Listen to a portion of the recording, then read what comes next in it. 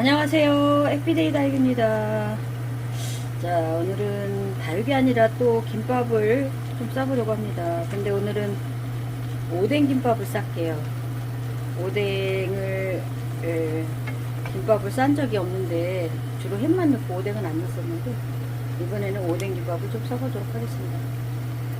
자, 제가 김밥이 올린 게 여러 개인데 모두 다 이렇게 즐겁게 봐주셔서 대단히 감사합니다. 오늘도 김밥 싸는 거를 한번 보여드리겠습니다. 자, 이거는 간장을 만들어서 넣고, 간장 안에는 이제 여러 가지가 들어가요. 마늘도 들어가고 파도 들어가고 고춧가루, 참기름 뭐 여러 가지가 들어가요. 이제 그 동량의 물을 부었어요. 이거를 김밥 크기로 길게 썰은 다음에 그 간장 반, 물 반. 간장 안에는 여러 가지를 넣었습니다.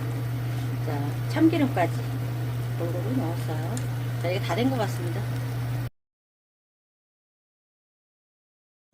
안녕하세요. 해피데이 다육입니다. 자, 오늘 제가 김밥을 싸려고 이렇게 준비를 했는데요. 김밥김 2개. 이게 한 30장쯤 되는데 반만 쓸 것 같기도 하고, 오늘은 좀 부재료가 많네요. 오늘은 오뎅 김밥을 싸보겠습니다. 오뎅. 그 다음에 이거는 우엉, 이런 당근, 이런 단무지, 시금치를 좀 많이 했어요. 시금치를 2단을 샀더니 생각보다 많네요. 자, 이거 오이를 지금 껍질을 살짝 벗겨가지고 이번에는 가는 소금에 살짝 절였어요. 자, 이거는 햄이고요. 자, 그럼 지금부터 싸보도록 하겠습니다. 돼지기가 좀 있어야 될 것 같고, 제가 이제 김밥은 좀 수월하다고 얘기를 했는데 김밥을 준비하는데 시간이 좀 걸려요. 그 김밥을 회오리 김밥을 싸는데 보니까 너무 보기가 좋던데, 회오리 김밥. 제가 회오리 김밥을 좀, 자, 그러면 이걸 김밥을 김을 좀 잘라야 되겠습니다.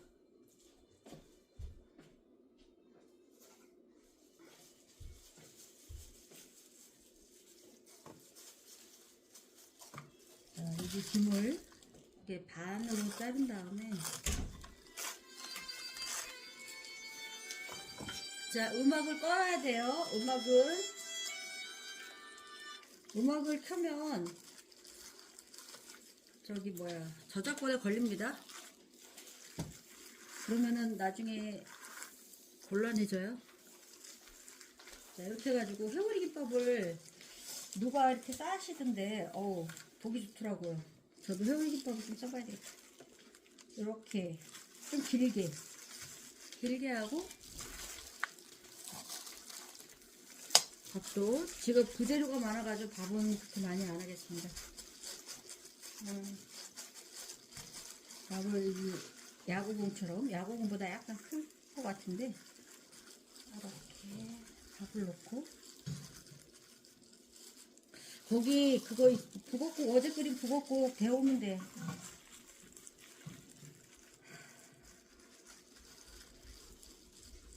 저보다 남편이 북엇국하고 미역국은 잘 끓입니다. 근데 지난번에는 되게 맛있었는데 어제 저녁에 약간 싱겁더라고. 어제는 제 생일이라 큰 카페에 가서 밥도 먹고, 크리에이티브 스페이스라고 기네스북에 올라가 있어요. 세계에서 제일 큰 카페. 호텔에 온 줄 알았어요. 지난번에도 한번 갔는데 그때는 커피만 마셨는데, 어제는 생일이라 제대로 된 식사도 하고, 여기다 이렇게 놓을게요. 여기다 이렇게 놓고, 여기다 이제 다양한 재료를 올려놓는데, 이거 모자라겠는데? 자, 이렇게. 우와. 가짓수가 좀 많을 것 같아요. 조금씩 넣어야 될 것 같아요. 이렇게 하면 3개, 하나, 둘, 3개, 4개, 5개,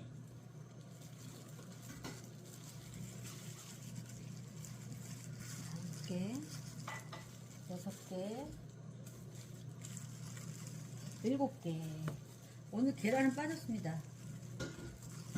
자, 이렇게 해서 김밥을 만들어 볼게요. 자, 이렇게 여기서 돌돌돌돌돌돌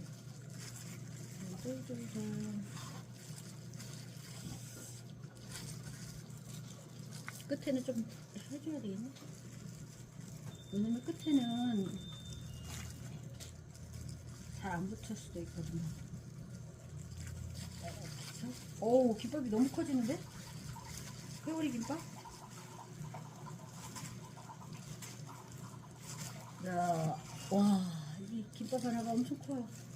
이게 회오리가 될까? 자, 이렇게 싸서 여기다 이렇게. 보이나요? 이런 걸 2개 준비했습니다. 또.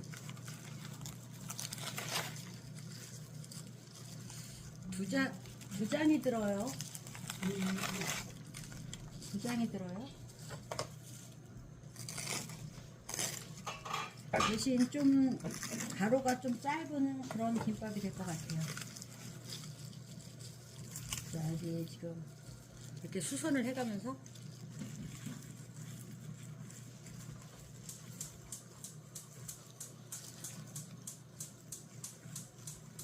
남편이 옛날에 김밥집 내라고 그랬는데 이거 체력이 보통 많이 드는 게 아니에요. 김밥이 쉬운 일은 아닙니다.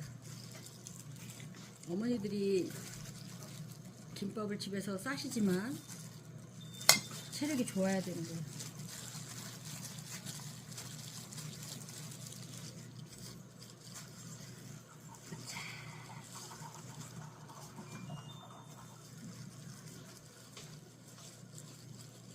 자, 이제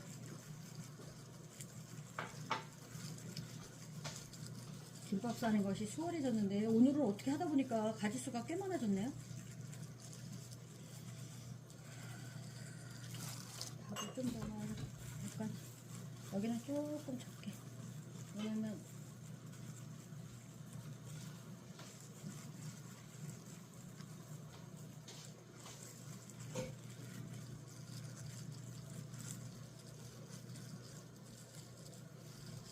자, 제가 이렇게 김밥을 싸면서 말을 많이 했더니 어떤 분이 말이 너무 많다 이렇게 댓글을 다셔가지고 제가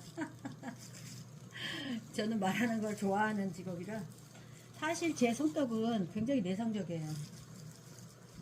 내성적이고 말도 잘 안 하고 아는 사람들인데서 말 잘 하는데 우리 어제 손녀딸하고 여기 사위하고 딸하고 이렇게 손주하고 와서 자고 갔는데 김밥 싸고 조금 천천히 갈 줄 알았는데 빨리 가버렸어. 좀 맛있는 김밥도 싸주려고 그랬는데 우리 손주 작은 김밥 싸주려고 그랬는데 가버렸어요.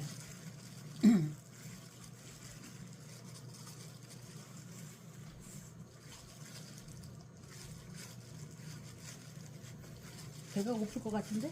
배고프지? 김밥 썰어줄까? 자, 김밥을 썰어.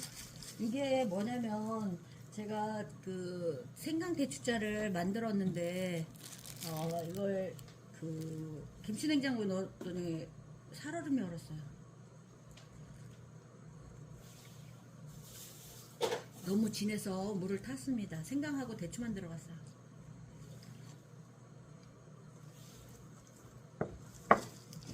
감기 후유증으로 지금 잔기침을 해서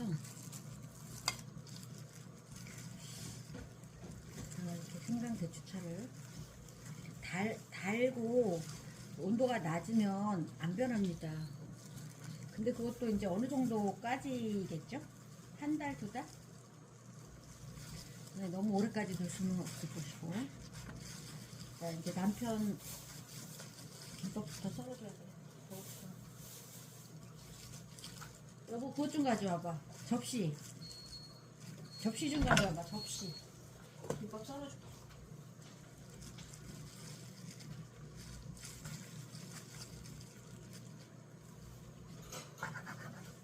회오리 김밥이 됐을까요? 아닌데?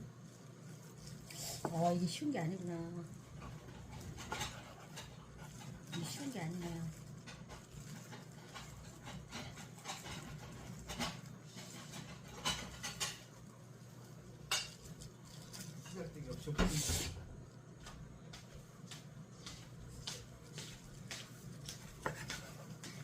자, 이거 다 녹음된다는 거 남편은 모르고 있어요. 알면서도 저래. 원래 성격이 그랬어. 지금 만천하에 다 공개하지. 어우, 너무 이쁘다. 오빠, 너무 이쁘다. 우와.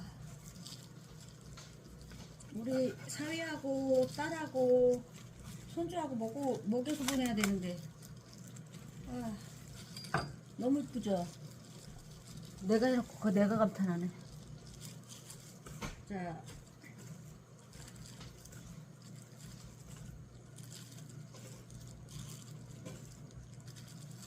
정말 맛있어 보여. 회오리 김밥 누군가 올렸길래 제가 시도해봤는데 너무 예쁘네요. 이건 제가 하나 먹을게요. 자, 이거 남편 지금 배가 고픈 것 같아서 주겠습니다. 음.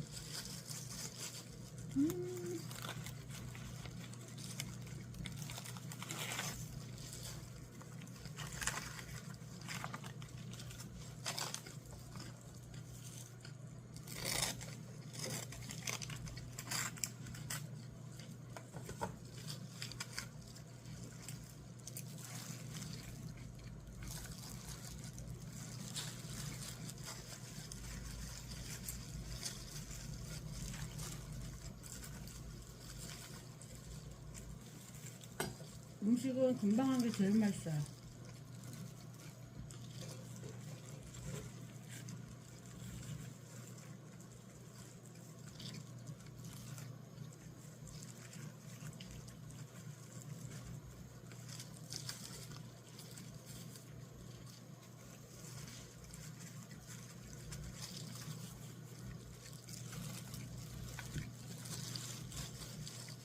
너무 맛있다.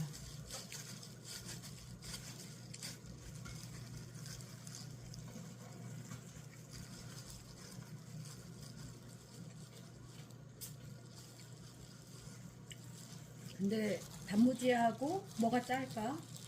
단무지하고 오이가 좀 짭짤하고 나머지는 근데 이거 굉장히 좋은데? 이런 방법? 저도 배우면서 김밥을 싸는 편이라 이게 굉장히 좋은 것 같아요. 이 김밥 김을 2장 해가지고 재료도 많이 넣을 수 있고 좋은데? 이걸 위에다 올리고 이게 좀 짭짤할 수도 있겠다. 이거 오늘은 계란을 안 넣고 오뎅을 넣은 김밥을 했어요. 계란 대신 오뎅. 이게 김밥이 좋은 이유가 야채를 많이 먹을 수 있는 것 같아요. 어제 간 식당은 진짜 옛날에 잘 차려진 한상 있죠. 집에서 먹는 음식을 잘 차려서 먹는 기분이었어요. 그래서 이게 약간 절이면서 하는 거예요. 그래서 맛이 좋더라고요. 그래서 밥도 제가 많이 먹었어요. 3그릇이나 먹었어요. 작은 그릇으로 3그릇. 이제 3주걱 정도 된다고 해요. 워낙 밥을 반찬이 많으니까 밥은 많이 안 주죠. 저는 간식은 안 먹는데 밥은 많이 먹어요. 그래서 이게 체중이 안 주는 것 같기도 하고.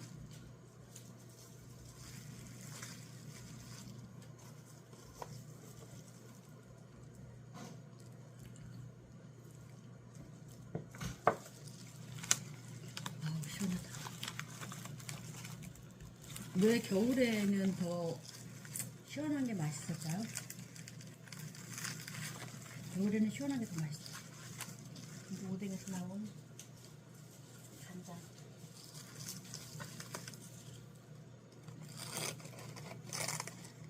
오뎅도 잘 사야 돼요. 제가 조기로 만든 그게 극한 직업에 나와가지고 제가 이런 거 얘기하면은 이제 장사하시는 분들한테 피해가 가면 안 되는데 조기에 어묵을 사봤는데 다른 가족들은 잘 먹는데 저는 입에 안 맞더라고요. 근데 이제 또 어떤 어묵을 샀는데 입에 맞아요. 저는 원래 가공식품을 선호하는 편은 아닌데 가공식품을 맛은 있어요. 김밥 살 때는 먹는다고 말씀드렸는데 뚱뚱이 김밥이래네. 뚱뚱이 김밥.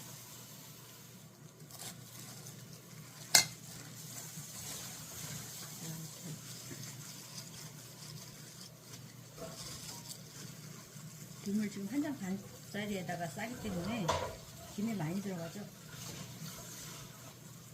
밥도 많이 들어가고. 그리고 김밥이 좀 커요. 대신 모양은 엄청 좋네. 단단하고. 이게 새로운 방법이에요. 누드김밥도 있는데, 자, 누드김밥은 이걸 뒤집어야 되죠. 이런 상태에서 뒤집으면 누드김밥이 이렇게. 저는 뭐랄까, 식당에서 찍어내듯이 김밥을 만들지는 못해요. 그리고 그렇게 빠르지도 않고.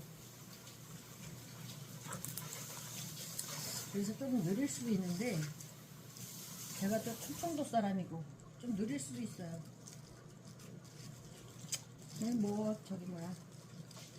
저는 불편함이 없는데 보고 듣는 사람이 좀 답답할 수도 있겠죠.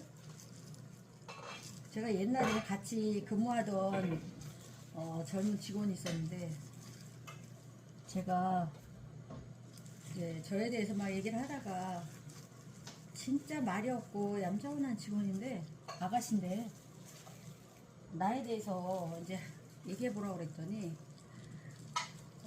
선생님은 말이 느리대. 그래서 제가 말이 느리다고? 원래 충청도 사람들이 좀 느리잖아요. 돌 굴러가요 하면은 벌써 돌이 굴러가잖아요. 굴러가서 떨어져 있어요. 그게 충청도 사람들이 좀 느린 표현인데 저도 충청도 사람이라 고향이 충청도예요. 근데 뭐 고향에서 나온 지는 오래됐지만 제가 20살까지만 충청도, 20살 이후부터는 충청도가 아니고.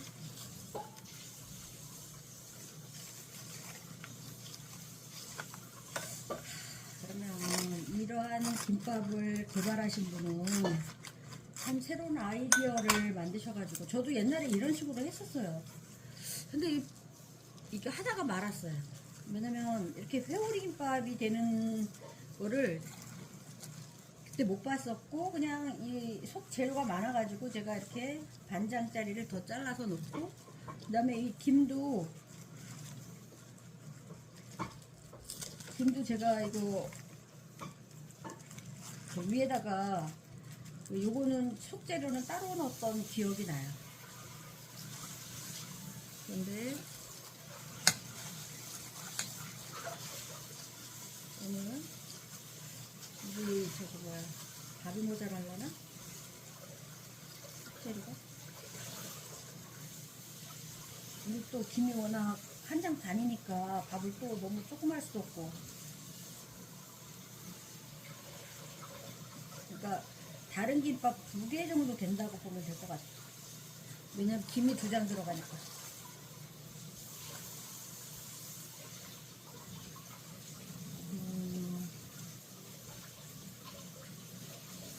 사람들이 그 사주도 보고 관상도 보잖아요.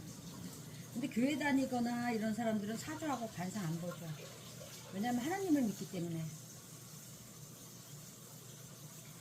저는 종교를 하나님을 믿다가 말다가 믿다가 말다가 지조가 없이 세상을 살았어요. 지금도 그런 편이고. 근데 믿음이란 건 있으면 좋아요. 그게 부모님에 대한 믿음, 하나님에 대한 믿음, 부처님에 대한 믿음, 이런 뭐 사이비 종교를 갖고 있는 사람들도 있겠지만 이슬람교 뭐 여러 가지 종파가 있죠. 다 믿음이라는 건 좋은데 제가 믿음을 가져보고 또 믿음을 또 포기해 보기도 하고. 근데 이 믿음이란 게 마음에서 우러나야 돼요. 누가 그냥 거기에 갔더니 사람들을 교제할 수 있더라. 그리고 내가 사업하는데 그들로 인해서 내가 도움을 받을 수 있더라. 아니면 내가 나이가 들어서 인간관계가 좀 부족한데 그들로 인해서 내 인간관계가 사교도 하면서 폭넓은 즐거운 생활을 할 수 있더라. 이런 식으로. 그리고 또 내가 봉사활동을 하고 싶다. 그런데 그 어떤 경로로 종교를 선택할 수도 있겠죠. 그런데 이제 제가 종교를 가져보고 했지만 저는 부모님이 저희 어머니는 성당을 다니셨고 아버지는 무신론자였는데 저는 어머니를 따라서 성당을 나가보기도 하고 그 다음에 제가 진짜 대학 졸업하고 바로 취업이 안 될 때가 있어요. 지금도 우리 젊은 청년들이 취업이 안 되고 그런 청년들이 있고 마음이 아프지만 저 때도 아프니까 청춘이다라는 책이 있잖아요. 아프니까 청춘이다. 저는 그 책을 제가 읽으면서 아, 청춘이 이렇게 아픈가? 근데 저도 그런 아픈 청춘을 보냈습니다. 제가 취업이 바로 된다는 그러한 그 대학을 가서 취업을 하고 그 다음에 젊은 날을 시골에서도 살아보기도 하고. 그게 정말 아프니까 청춘이다라는 말이 정말 맞아요. 왜 청춘은 그렇게 아플까요? 미래가 확실치 않아서 그런 것 같아요. 미래가. 내 미래는 왜 확실치 않을까? 나는 무엇을 하고 먹고 살아야 되나? 절실하죠? 근데 정말 저도 제 고등학교만 나오고 취업한 친한 친구는 돈을 버는데 저는 그때는 교대가 2년제였으니까 대학을 나왔는데도 취업이 바로 안 되는 거예요. 원래 취업이 가장 잘 된다는 그러한 교대를 가서 제가 교사가 그때는 부족했거든요. 그래서 될 줄 알았는데 시간이 그때도 이 수급이 모자라면 너무 많이 뽑고 남으면 또 너무 줄이고 그래서 문제예요. 남으면 너무 줄여요. 그 다음에는 또 모자라요. 이 사람이 하는 일이라는 게 이게 컴퓨터가 하는 일이 아니기 때문에 이게 일정치가 않아요. 그래서 제가 그때는 우리 선배들은 졸업하면 바로 취업이 됐는데 저는 졸업하고 다른 경로로 경험을 하면서 그것도 이제 제 취업과 관련된 그러한 경험을 하면서 20대를 보냈어요. 근데 20대에 제가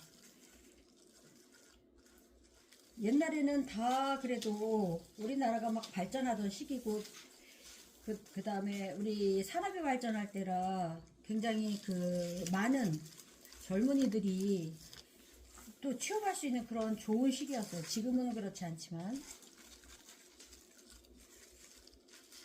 그래서 저는 운이 좋게도 60년대 태어나고 그 다음에 80년대에 취업하고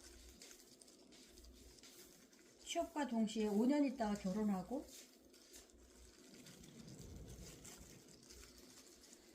그 다음에 이제 36년간 제가 제 동일한 직업으로 인생을 살았어요. 그래서 오늘 제가 애들이 있어서 난방을 좀 했는데 안 하던 난방을. 근데 자꾸만 문을 여네. 문을 좀 닫아 주실래요? 그래서 제가 아까도 아프니까 청춘이다라는 말씀을 드렸지만 청춘은 아파요. 왜냐? 경험이 없기 때문에. 그 다음에 불안정하기 때문에. 불안정해요. 성실한 거를 인정을 받아야 계속 근무를 할 수 있어요. 지금은 더 그렇죠. 왜냐면 공급은 많은데 수요가 적기 때문에. 공급은 많아요. 이 대학교로 우리가 지금 8, 90% 대학교를 나오잖아요. 그 인도 같은 데는 50%밖에 그 문맹률이 50%나 된대요. 그런데 우리나라는 문맹률은 고사하고 대학교 졸업하는 사람들이 8, 90%거든요. 얼마나 그 교육열이 높고 대학교가 많다는 얘기입니까?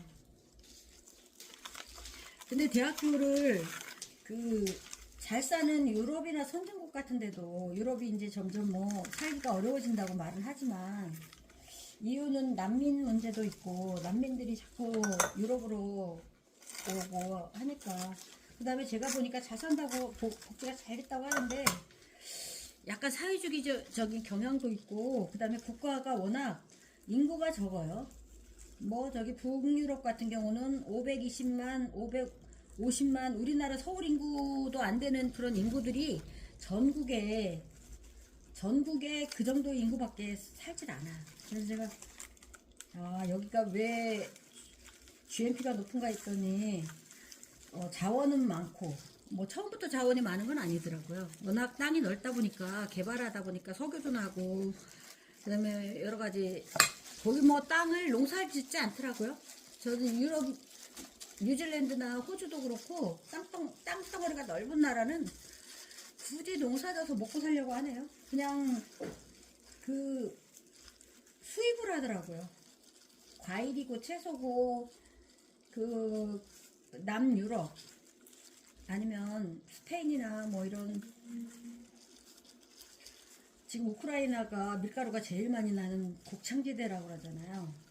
그 유럽에서는 진짜 밀가루가 제일 많이 나고 뭐 여러 가지 자원이 많은 그런 데라고 하는데 지금 이제 미국과의 관계도 미국에서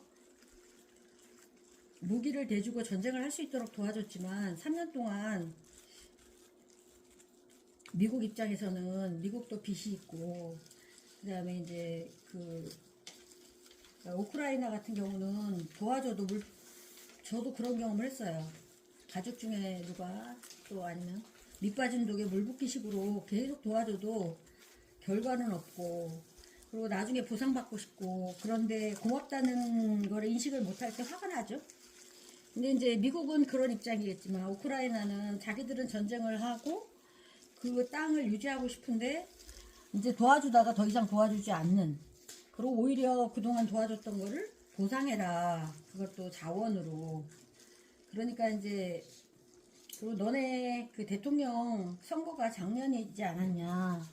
대통령 선거도 지났는데 그러면서 이제 협박 아닌 협박? 그게 다 나름대로 이유가 있겠죠. 나라나 국민이나 사람이나 다 자기 이익이 우선이에요. 그냥 무작정 돕는 나라는 없고 경찰 국가라고 해서 무조건 하는 나라는 없어요. 자원에 대한 대가를 생각하면서 지원을 하는 거예요. 근데 우리도 6.25 때 16개국이라는 나라에서 와서 저희 나라를 와서 도와주고 정말 그때 급식 저희가 저기 60년대에 태어났기 때문에 제가 그때 저는 뭐 그런 급식을 받진 않았지만 진짜 점심도 먹기 어려운 애들은 밀가루 원조 받아가지고 그 빵 냄새가 얼마나 고소하던지. 지금 모든 음식은 금방 한 게 가장 맛있다고 했잖아요. 이제 그리고 청소하고 어쩌다가 선생님이 그 남는 게 있으면 그 청소하던 애들 아니면 남아있는 애들 이런 애들한테 가끔 나눠주기도 하고 그랬었어요. 그때 한 번씩 얻어 먹으면 엄청 맛있더라고. 그래서 제가 지금 오늘의 주제는 아프니까 청춘이다라는 얘기를 하고 싶어요. 저는 젊은 날 저는 그 종교도 가져보고 그 다음에 그 사주도 믿고 관상도 믿고 사주도 믿고 관상도 믿고 저는 좀 지조가 없다고 그럴까요? 아니면 다양하다고 할까요? 저는 나쁘게 말하면 지조가 없는 거고 좋게 말하면 그 자기 주관이 좀 있는 편이고 어느 목사님이 그런 말씀을 하세요. 제가 시골에서 청년회 가입도 하고 장로교회도 다니고 했었는데 그때는 제가 절실하게 제가 왜 교회를 가게 됐냐면 그때는 취업은 안 되는데 집에 있는 거는 제가 좀 미안하기도 하고 대우도 못 받고 그래서 제가 취업은 안 되는데 너무 세상 사는 게 힘들다 그럴 때 제가 그 길을 걸어가다가 어느 교회에서 어느 장로교회에서 부흥회를 하는 걸 듣고 제가 교회 안으로 들어갔어요. 그래서 거기에 앉아가지고 그 교인들하고 저하고는 아무 상관없고 저는 그냥 지나가다가 근데 그 부흥회에 초대되어 오신 목사님 말씀이 너무 저하고 맞는 거예요. 어쩜 저렇게 내 얘기를 하실까? 어쩜 저렇게 말씀하시는 게 내 귀에 쏙쏙 들어올까? 나는 혼자가 아니구나. 그날 눈도 펑펑 내리고 그래서 제가 그 20대 초반의 젊은 나이에 그 마음적으로 감동을 받고 그래서 제가 또 교회를 다니기도 했는데 또 열심히 다니지는 못했어요. 열심히 다니지는 못했는데 또 발령이 나더라고요. 그래가지고 아이들 지도하라는 그러한 사역을 맡았는데 제가 고향을 떠나서 또 먼 타지에서 공부하고 고향으로 돌아갔다가 다시 타지로 갔습니다. 이제 거기서는 옛날에는 하숙비가 5만원 밖에 안 했어요. 바닷가에서. 자, 하숙비가 5만원이라면 이해가 안 가죠. 그때는 돈 가치가 그만큼 컸다는 얘기죠. 지금 30년 전에 40년 전에 그 하숙비가 5만원이면 거저예요, 거저. 자, 지금은 50만원도 아마 하숙비로 안 될걸요? 더 줘야 될걸요? 물가가 올랐잖아요. 자, 그래서 제가 그때 젊은 청춘일 때 그때 미래가 막막하고 혼자고 저는 그래서 혼자도 식당에 잘 들어갑니다. 혼자서 영화도 보고 혼자서 식당에도 들어가고 혼자서 그 모든 거를 목욕탕에도 다니고 혼자서 모든 거를 카페에 가서 커피도 마시고 혼자서 하는 게 전혀 어색하지가 않아요. 다른 사람들은 어떤 사람들은 야 나는 혼자 식당에 밥 먹으러 못 들어가겠더라. 나는 혼자서 차 마시러 못 들어가겠더라. 그런 게 어디 있습니까? 저는 혼자 사는데 꽃도 사다가 여행도 혼자 지금은 이제 지인들이 생겨서 직장 생활도 오래 하고 마음에 맞는 사람들이랑은 계속 연결을 해서 지금 만남을 갖고 있기 때문에 제가 덜 외롭지만 지금은 덜 외롭죠. 옛날에 비해서. 옛날에는 이 마음에 있는 말을 툭 터놓고 얘기할 수 있는 친구가 하나나 둘. 이제 제가 대학 다닐 때도 하나, 그 다음에 직장 다닐 때도 하나, 그것도 이제 동창들, 고등학교 동창들. 고등학교 다닐 때도 제일 친한 친구가 하나. 뭐 중학교 때는 뭐 여러 했지만 그렇게 막 친구를 좋아하고 막 몰려다니고 그러지는 않았어요.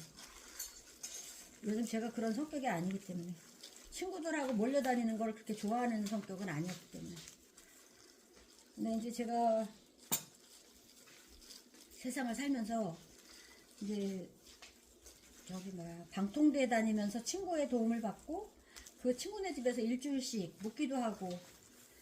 근데 저는 정말 공부가 아니면 세상을 살아나갈 수가 없다라는 생각을 했어요. 왜냐면 공부를 안 하면 나고자가 된다는 생각을 가지고 있었어요.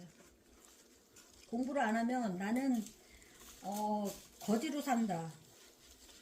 근데 지금은 기술이 있어야 된다고 생각해요. 기술 있는 사람은 초등학교만 나와도 밥 먹고 살아요. 어떤 그 여행을 갔더니 스페인 여행을 갔는데 옆에 오신 그 두 내외가 우리 딸은 40이 넘었는데도 시집을 안 가. 그리고 맨날 집에서 책만 보고 공부만 한대요. 그럼 공부하고 책 읽으면 좋은 거 아니에요? 근데 그 부모님은 오히려 작은 딸은 시집을 갔는데 큰 딸은 공부만 하고 결혼을 안 해. 취업도 안 해. 자, 그래서 그것도 곤란하겠구나. 그것도 곤란하겠다는 생각을 했어요. 공부는 그때는 30대부터는 취미가 돼야 돼요. 공부는 취미가 돼야 돼요. 그때는 공부를 해가지고 내가 밥을 먹고 산다 이건 아닌 것 같아요. 저는 부자 아빠 가난한 아빠 3권을 읽었거든요. 그거는 그 자기 아버지는 정말 공부를 많이 하신 그러한 그 직급이 서서히 올라가는 그런 직장을 다니셨고, 자기 친구 아버지는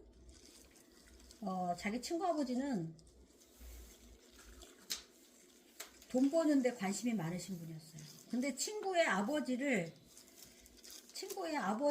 하는 거를 내가 나도 저렇게 살아야지라는 그 인생의 모토? 인생의 멘토로 삼은 거예요.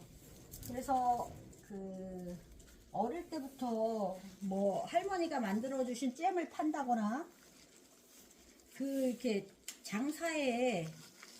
장사나 이런 데 관심을 갖게 돼요.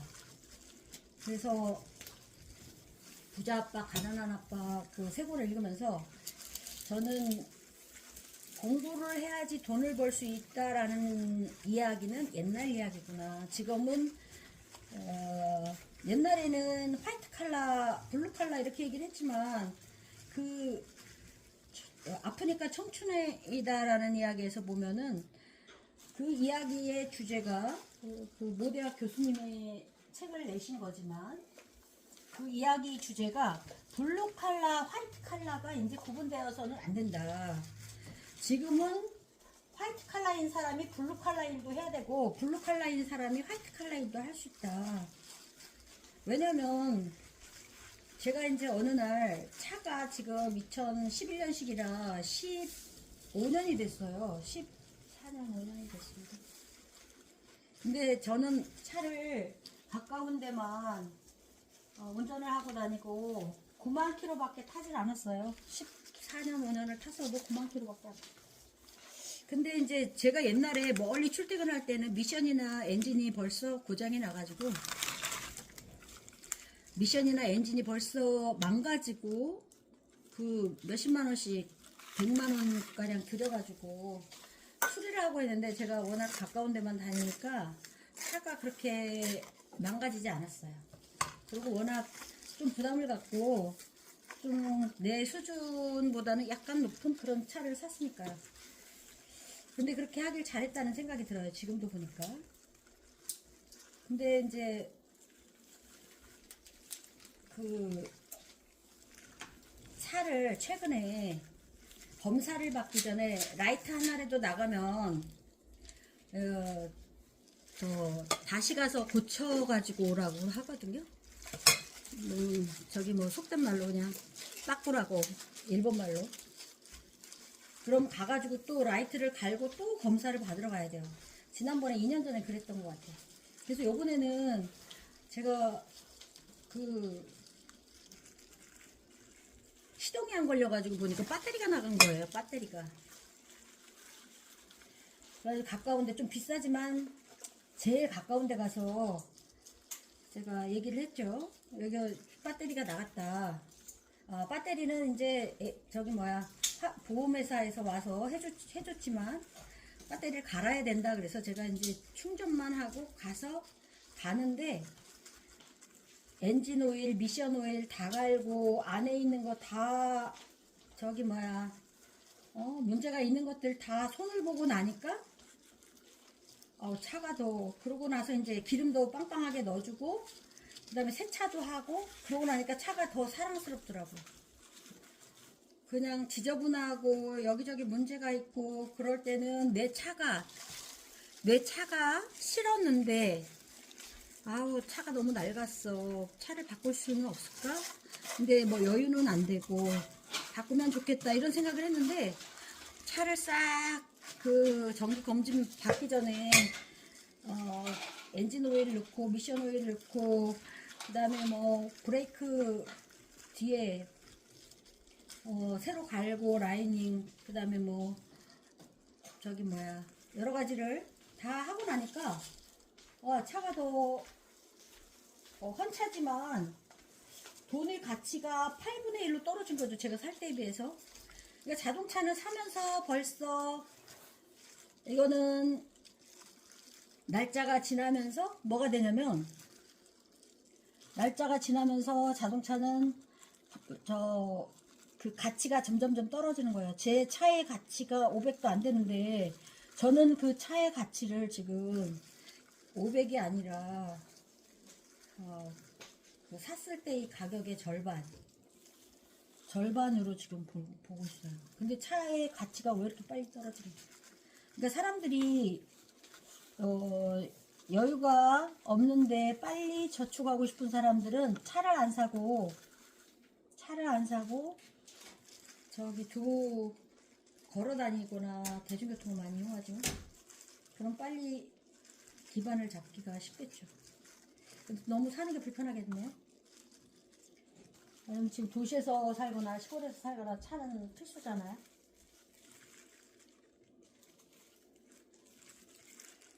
그래서 제가 지금 오늘 하려는 이야기의 주재료는 주제는 아프니까 청춘이다. 다른 사람이 책을 내신 그 주제를 제가 인용해서 미안하긴 하지만 제가 살아보니까 그게 틀린 말이 아니라 맞는 말인 것 같아요. 아프니까 청춘이다. 우리 젊은이들 해외로도 나가고 기술도 많이 배우고 익히고 막 그 외롭고 쓸쓸하고 힘든 시간들을 보내지만 이제 아프니까 청춘이에요. 그 시기가 다시 오지 않습니다. 그때는 정말 누가 이렇게 그걸 뭐라고 그러냐면 마중물이라고 합니다. 마중물. 그 마중물 역할을 해서 나를 조금이라도 지원을 하든지 나를 조금이라도 서포트를 해주는 사람이 있으면 그 사람 운이 좋은 사람이에요. 그 사람은 정말 운이 좋은 사람이죠. 그런 그 지원하는 사람, 서포트 해줄 사람을 만나면 그 사람은 참 다행입니다. 자, 그래서 너무 젊은이들 너무 불안해하고 너무 힘들어하지 말고 힘들면 기술을 배우든지 아니면 내가 알고 있는 지식으로 밥 벌어먹고 살 수 있는 시대는 끝났다. 기술을 배우든지 아니면 화이트 칼라가 되고 싶은데 안 된다. 나를 뽑아주는 데는 더 이상 없다. 그럼 블루 칼라가 머리를 쓰면서 블루 칼라도 하는 거예요. 지금 대학 나온 친구들이 그냥 사무실에서 일만 할 수 있는 건 아니잖아요. 그리고 그거 재밌지도 않아요. 저는 뭐 육체노동, 정신노동을 같이 하고 스트레스 제일 많은 직업을 해보기도 했지만 즐겁지도 않아요. 그러니까 다양한 직업을 한번 해보시면서 하고 싶은 일을 마음껏 하면서 즐겁게, 인생은 또 좋은 것도 많으니까 행복하게 지냈으면 좋겠습니다.